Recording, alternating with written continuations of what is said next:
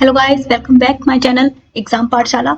आज मैंने एसएससी के एमटीएस 2025 का जो नोटिफिकेशन जारी हुआ है उसके बारे में डिस्कस किया है, उसके एग्जाम पैटर्न के बारे में डिस्कस किया है और अब तक जो पूछे गए टॉपिक्स हैं, जो मोस्ट इंपॉर्टेंट टॉपिक्स हैं, उनके बारे में मैंने बहुत अच्छे से डिस्कस किया है।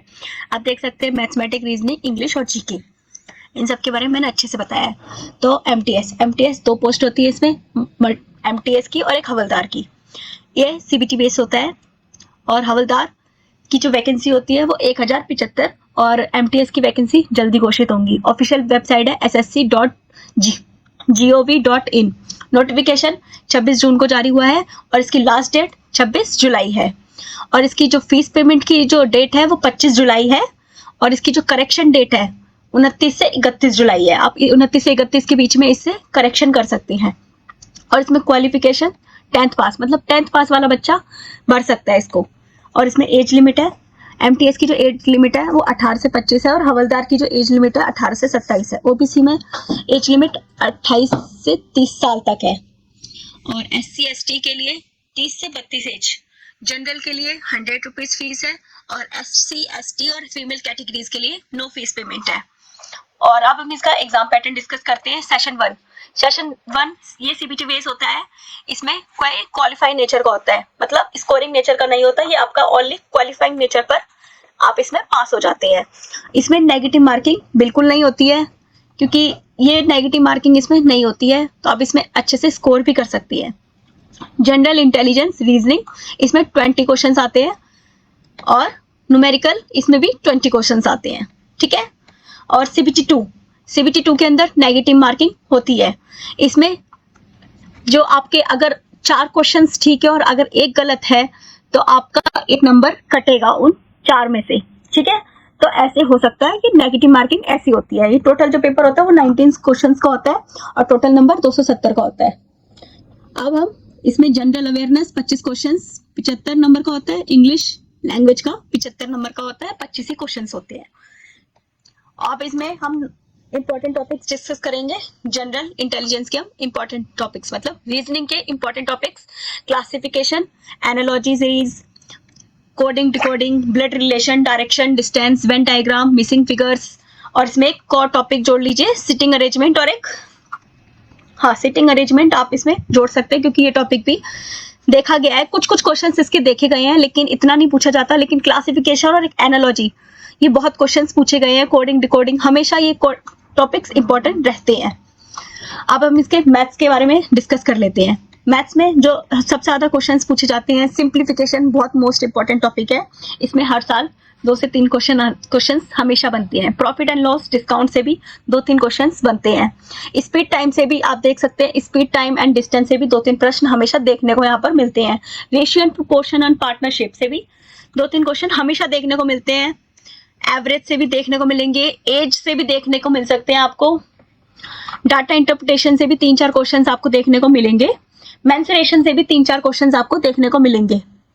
नंबर सिस्टम तो बहुत मोस्ट इंपॉर्टेंट टॉपिक है। इसमें एचसीएफ, एलसीएम, इसमें से भी आपको 1 से 2 क्वेश्चंस प्रत्येक में देखने को मिलेगा। लेकिन सबसे ज्यादा इंपॉर्टेंट टॉपिक से है, मैं आपको बताऊंगी, तो सिंप्लीफिकेशन पे थोड़ा ध्यान देना क्योंकि ये भी पूछा बहुत जाता है, ठीक है। टाइम एंड वर्क से भी क्वेश्चंस, पाइप्स एंड सर्टेन से भी क्वेश्चंस पूछने को मिले हैं।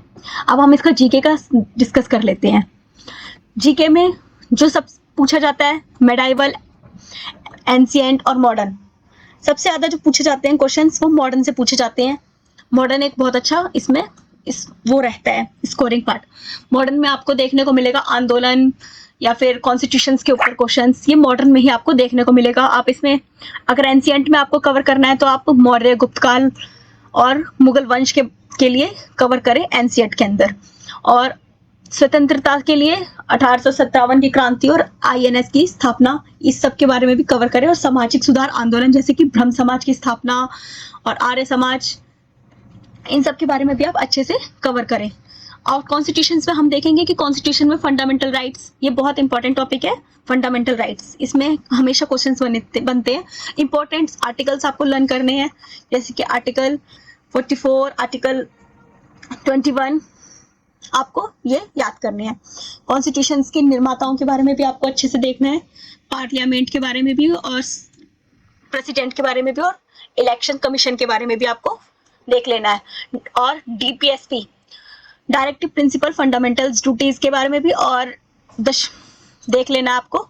ज्योग्राफी कि में आपको नदियां, पर्वत, राज्य और उनकी राजधानियां, जलवायु, मिट्टी, आपको बेसिकली अगर किसी और देश के अगर आप कैपिटल भी याद रख सकें, मुद्रा और करेंसी दोनों याद रख सकें तो आप उसको जरूर याद कर लें, क्योंकि कोई कोई क्वेश्चन इतना पूछा जाता है। ठीक है, जलवायु, एग्रीकल्चर से भी क्वेश्चन देखने को मिला है, भारत के पड़ोसी देश और सीमाएं से भी क्वेश्चन आए हैं, और साइंस एंड टेक में हम देख सकते हैं विटामिन से भी यहाँ पे क्वेश्चंस देखने को मिलते हैं, और मानव शरीर के जो बॉडी, ह्यूमन बॉडीज के बारे में भी आपको क्वेश्चंस मिलेंगे, सेल्स, डिसीज और SI यूनिट। ये टॉपिक भी बहुत इंपॉर्टेंट टॉपिक है, आप SI को भी अच्छे से कवर करें, बल, गति, ऊर्जा, प्रकाश, ये सब आपको कवर करने हैं। करंट अफेयर आपको 6 से 8 महीने की याद रखनी है, और पुरस्कार और अपॉइंटमेंट से तो बहुत इंपॉर्टेंट है, क्योंकि अभी हाल ही में बहुत सारी नियुक्तियां भी हुई हैं, अभी तो पूछे जा रहे हैं। NTPC के अंदर बहुत क्वेश्चंस देखने को मिल रहे हैं अपॉइंटमेंट से ही।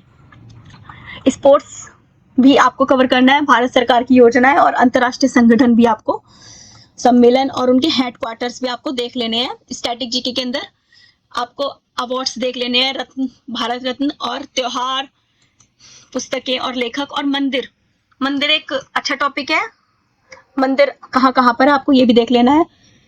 विशेषताएं, GI टैग्स भी देख सकते हैं आप, राज्य की विशेषताएं मतलब किसी देश का GI टैग किस किस को मिला है। पंचवर्षीय योजना और जनगणना, ये टॉपिक भी बहुत इंपॉर्टेंट है। 7वां इकोनॉमी से हम देख सकते हैं कि इसमें RBI बजट हाल ही में जो हुआ है उसको क्वेश्चंस देखने को मिले हैं, नरेगा से भी मिले हैं और टैक्स से भी मिले हैं, आपको ये क्वेश्चंस कर लेने हैं। इंग्लिश में जो हम मानेंगे, इंग्लिश में रीजनिंग कॉम्प्रिहेंशन से 4 से 5 क्वेश्चन हमेशा बनते हैं, स्पॉटिंग द एरर से भी बनते हैं, फिल इन द ब्लैंक से भी बनते हैं, सिनोनिम, एंटोनिम्स, इडियम, फ्रेजेस और one word substitution, sentence improvement, corrections, spelling correction से भी आपको अच्छे से क्वेश्चंस देखने को मिल जाएंगे। तो बेसिकली आपको ये सारे कवर करने हैं, और मैं आपके ऊपर ये नया वीडियो भी लेके आऊंगी कि आप कैसे भर सकते हैं, मतलब अपने फोन या लैपटॉप से कैसे अप्लाई कर सकते हैं, मैं इसके ऊपर भी जल्द वीडियो लेके आऊंगी।